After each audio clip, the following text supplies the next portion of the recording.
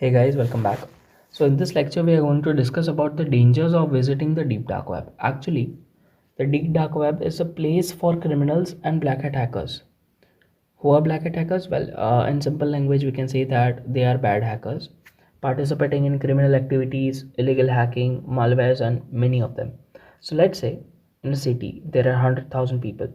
Then out of that 100,000, only 100 would be knowing about the deep dark web. But basically, all the things we discuss in this course. So it's quite risky if you are not following specific protocols or methods before visiting the deep dark web. It's basically like tossing a piece of meat in front of a lion and expecting the lion not to eat the piece of meat, right?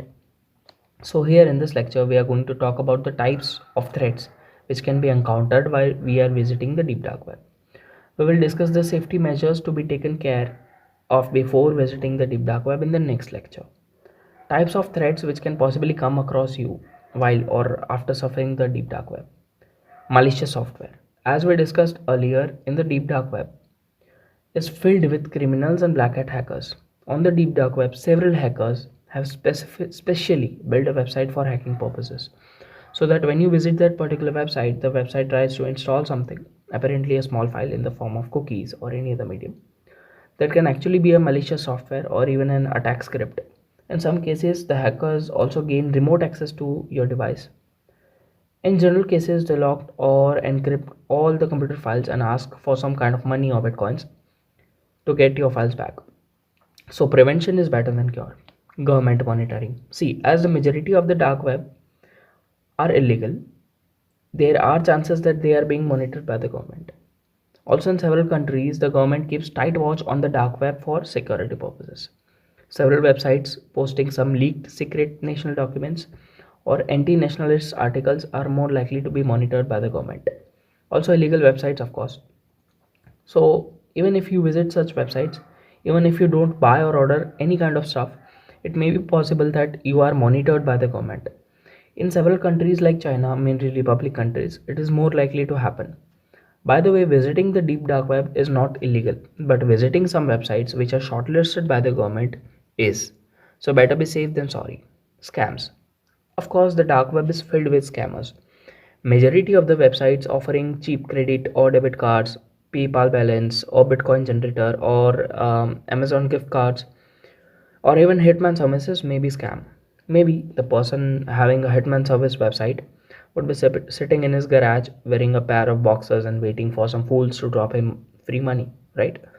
So even if you need to buy or avail any kind of service, well, I don't recommend that. Always find a trusted seller. And as the payment on the dark web are in the form of bitcoins, we all know one thing about bitcoins. They can be traced or returned. Hackers. We discussed about them in the malicious software section. The black hat hackers are always in the trail of someone to attack, so stay alert. Identity theft. See, wherever there are customers, there are sellers. Even on the dark web, there are some legit service providers, but not all. What do you think where these websites get this credit card or account like PayPal accounts or even passwords? They claim to create a fake identity of a person. From where did they acquire this data? It's stolen data. For this, they organize a cyber attack on somebody, obtaining all his data, including credit card numbers, passport data, driving license, Google accounts. So, whenever you feel that a website is taking too long to respond or asking you to enable scripts or even asking permission to store cookies, immediately close them. They might be a threat. So, in this lecture, we discussed about the possible threats which can be faced while you are surfing the deep dark web. In the next lecture, we are going to discuss about the safety measures which are very important to stay safe from the threats we discussed just now. See you there. Thank you very much.